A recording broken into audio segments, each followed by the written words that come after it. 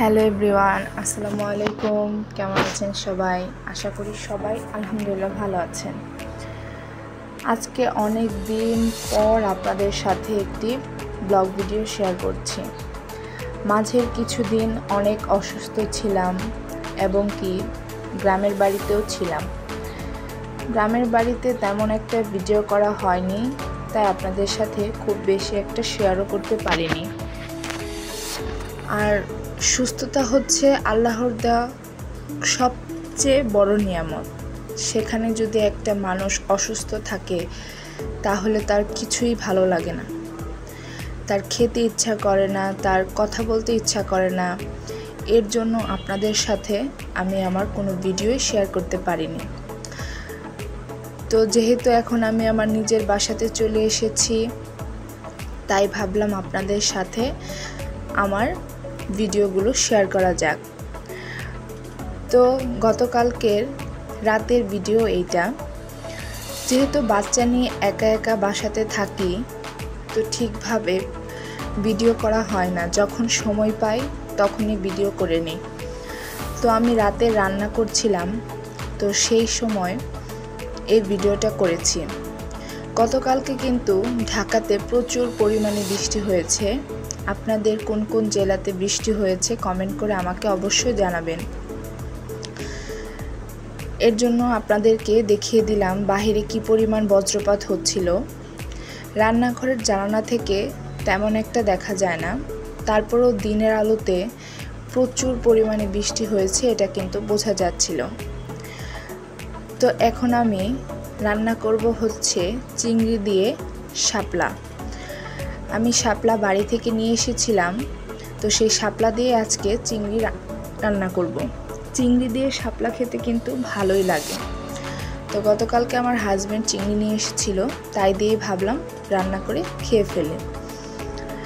আর আমি পাশের চুলাতে ছোলা সিদ্ধ করতে দিয়ে দিয়েছি। অনেক পরিমাণের ছোলা ছিল এখানে, প্রায় আধা কেজির মতন। আমি সবগুলোকে সিদ্ধ করে নেব এবং কি খুব ভালোভাবে সিদ্ধ করা হয়ে গেলে এগুলোকে আমি ডিপে ফ্রোজেন করে রাখবো।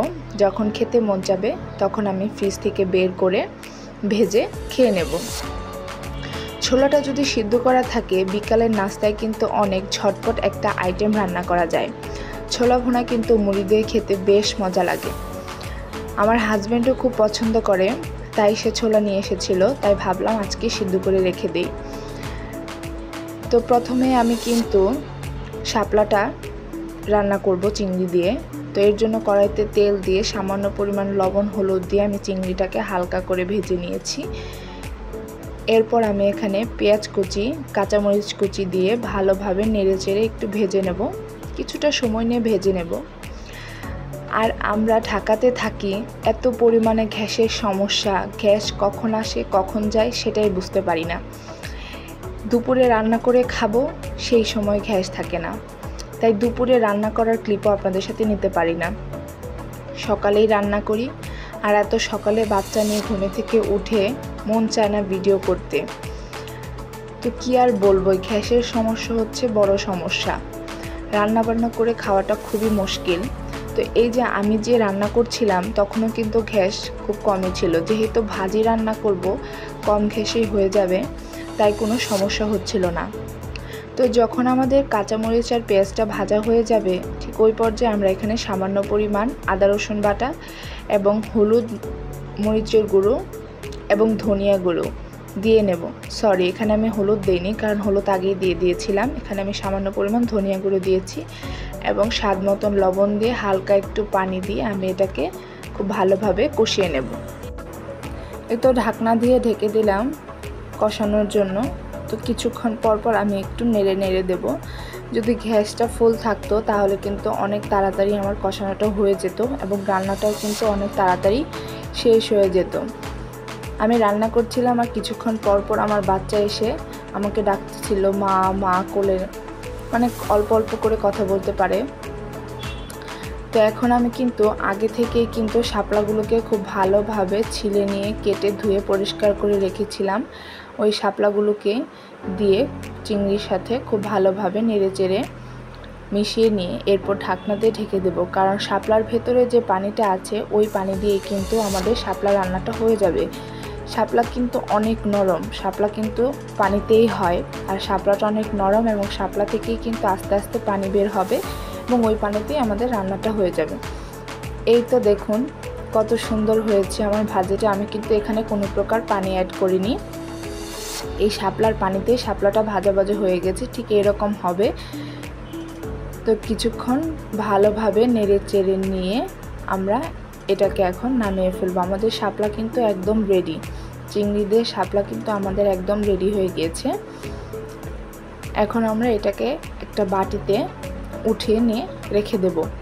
তো আজকে যেহেতু বৃষ্টি, তাই ভাবলাম আজকে একটু খিচুড়ি খাই, সবজি খিচুড়ি। গতকালকে আমার হাজব্যান্ড গাজর কিনে নিয়ে এসেছিল, আর আমার ফ্রিজে ফ্রোজেন করা কিছু ফুলকপি ছিল, তাই ভাবলাম আলু, গাজর এবং ফুলকপি দিয়ে আজকে যেহেতু বৃষ্টি হচ্ছে, তাহলে একটু সবজি খিচুড়ি রান্না করা যাক। এটা যদিও আমি এই শাপলা দিয়ে চিংড়ি রান্না করার পরে আমার মাথায় এসেছে, যদি আগে মাথায় আসতো তাহলে আমি রান্নাটা করতাম না। তো এর জন্য এখন আমি ওই চুলাতে একটা পাতিল বসিয়ে দিয়ে সেখানে তেল দিয়ে এখানে দারচিনি, দুটো এলাচ দিয়ে পেঁয়াজ দিয়ে খুব ভালোভাবে নেড়ে চেড়ে পেঁয়াজটাকে ভাজা ভাজা করে নেব। খিচুড়ি রান্না করার সময় আমি এখানে সয়াবিন তেল এবং সরিষার তেল দুটোই অ্যাড করি। অনেকে কিন্তু সরিষার তেল দিয়ে খিচুড়ি রান্না করে, সরিষার তেলের খিচুড়ি খেতে কিন্তু বেশ মজা লাগে। তো আমি সয়াবিন আর সরিষার তেল দুটোই অ্যাড করি, আমার কাছে এটাও বেশ মজা লাগে। আপনারা আলাদা আলাদা রান্না করে দেখতে পারেন, ভালোই লাগবে, বা এভাবেও রান্না করে আপনারা একটু দেখতে পারেন, ভালোই লাগবে। আমি এখানে সামান্য পরিমাণ কিন্তু সরিষার তেলও দিয়ে নিয়েছি। খুব ভালোভাবে পেঁয়াজটা যখন ভাজা ভাজা হয়ে যাবে, ওই পর্যায়ে আমরা এখানে পরিমাণ মতন আদা রসুন বাটা দেব, হলুদের গুঁড়ো, মরিচের গুঁড়ো, ধনিয়ার গুঁড়ো, লবণ দিয়ে নেব। আমি আর আমার হাজবেন্ড কিন্তু খুব কম পরিমাণে ঝাল খাই, তাই কিন্তু আমাদের তরকারিতে তেমন একটা ঝাল দেই না। আপনারা কিন্তু আমার রান্না ফলো করলেই দেখতে পারবেন, আপনারা কিন্তু আপনাদের স্বাদ মতন ঝালটা বাড়িয়ে বা কমিয়ে দিতে পারেন। তো আমি কিন্তু মরিচের পরিমাণটাও অনেকই কম দিই, কাঁচামরিচও খুব কম ব্যবহার করি এবং গুঁড়ো মরিচও খুব কম ব্যবহার করি। তো এখানে আমি কিন্তু সবগুলো মশলা খুব ভালোভাবে দিয়ে নিয়ে অনেকটা সময় নিয়ে কষিয়ে নেব। রান্না করার সময় যদি মশলাটা খুব ধৈর্য নিয়ে কষানো যায়, তাহলে কিন্তু রান্নাটা খেতেও বেশ দারুণ হয়। আপনারা কিন্তু রান্না করার সময় মশলাটা খুব ভালোভাবে কষিয়ে নেবেন। এখানে কিন্তু আমি নিজে গরম মশলা রেডি করেছিলাম, সেই গরম মশলা দিয়ে নিয়েছি যাতে করে খেতেও ভালো লাগে। তারপর স্বাদ মতন লবণ দিয়ে নিয়েছি, দিয়ে এই মশলাটাকেও আমি অনেকটা সময় নিয়ে ভালোভাবে কষাবো। দেখুন কালারটা কত সুন্দর এসেছে, তাই না? এত সুন্দর কালার আর এত সুন্দর গন্ধ বের হয়েছে, কি আর বলবো। তো আমার হাজব্যান্ড গন্ধ শুনেই সে রান্নাঘরে চলে এসেছে, এসে বলতেছে, তুমি কি রান্না করছো, এত সুন্দর গন্ধ বের হয়েছে। তো আমি বললাম খিচুড়ি, সবজি খিচুড়ি। সে তো অনেক খুশি, আজকে বৃষ্টি হচ্ছে, সবজি খিচুড়ি খাবে। জিজ্ঞেস করলো সবজি কই পেলে। পরে বললাম ফ্রিজে ফুলকপি ছিল আর তুমি গাজর এনেছো, আর বাসায় তো আলো থাকেই, সবারই কিন্তু বাসাতে আলো থাকে, আলো একটি কমন খাবার। আর আলো কিন্তু আমি আর আমার হাজব্যান্ড দুজনেই খুব পছন্দ করি, আমার বাচ্চাও আলু খেতে অনেক পছন্দ করে। তো মশলাটা কষানো হয়ে গেলে আমি প্রথমে আলু আর গাজরটাকে দিয়ে একটু কষিয়ে নেব, যেহেতু আলু আর গাজর শক্ত। তো কিছুক্ষণ কষিয়ে নিলে কিন্তু এটা হালকা সিদ্ধ হয়ে যাবে। তো কিছুক্ষণ কষানোর পরে আমি কিন্তু এখানে যে আগে থেকে চাল ডাল ধুয়ে রেখেছিলাম সেটাও দিয়ে দেবো। আমি এখানে আমন ধানের চাল ব্যবহার করছি। এই আমন ধানের চালের খিচুড়ি খেতে কিন্তু অনেক মজা লাগে। বাড়ি থেকে এই আমন ধানের চাল আমি নিয়ে এসেছিলাম, সেই আমন ধানের চাল মসুরের ডাল দিয়ে আজকে খিচুড়িটা রান্না করছি। আর আমন ধানের চালের কারণেই এই সবজি খিচুড়িটা খেতে কিন্তু বেশ মজা লাগবে। সবগুলো চাল দিয়ে দেওয়ার পর আমি চামচের সাহায্যে মশলার সাথে খুব ভালোভাবে একটু সময় নিয়ে নেড়ে চেড়ে কষিয়ে নেব।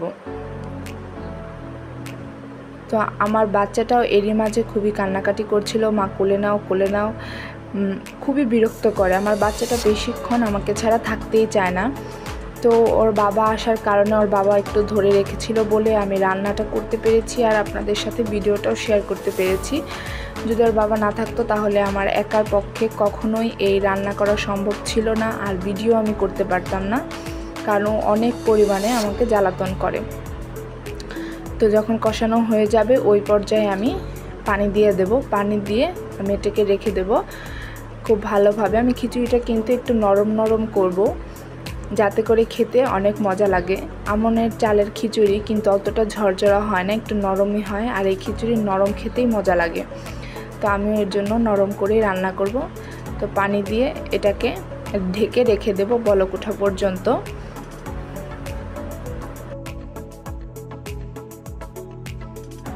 মাঝখানে আর কোনো ভিডিও করা হয়নি। তো এই তো আমার খিচুড়ি কিন্তু একদম রেডি। আমি কিন্তু এখানে ধনেপাতাও অ্যাড করেছিলাম, সেই ভিডিওটা তখন করা হয়নি। দেখুন কতটা সুন্দর হয়েছে, দেখেই মনে হচ্ছে না এখনই খেয়ে ফেলি। আর পাশের চুলাতে আমি কিন্তু চাল কুমড়ো দিয়ে রুই মাছের তরকারিও রান্না করছিলাম। বললাম গ্যাস থাকে না, তো আমার হাজব্যান্ড তো সকালে খাবার খাবে, তো তার জন্য তো রান্না করতে হবে বলেন, এত সকালেও গ্যাস থাকে না, অনেক সকালে সে অফিসে চলে যায়, তাই তার জন্য আগেই রাত্রে রান্না করে রেখে দিচ্ছিলাম। তো এই তো আমার কিন্তু রান্নাবান্না সব শেষ আজকের মতন, কিন্তু এখানে আমার রান্না শেষ। তো দেখুন গরম গরম ধোয়া ওঠা খিচুড়ি, সাথে আচার এবং সাথে যে শাপলাদের চিংড়িটা রান্না করেছি, এটা হলেও কিন্তু বেশ মজা লাগে। তো আজকের মতন এখানেই বিদায় নিচ্ছি। আপনারা সবাই ভালো থাকবেন, সুস্থ থাকবেন। আল্লাহ হাফেজ।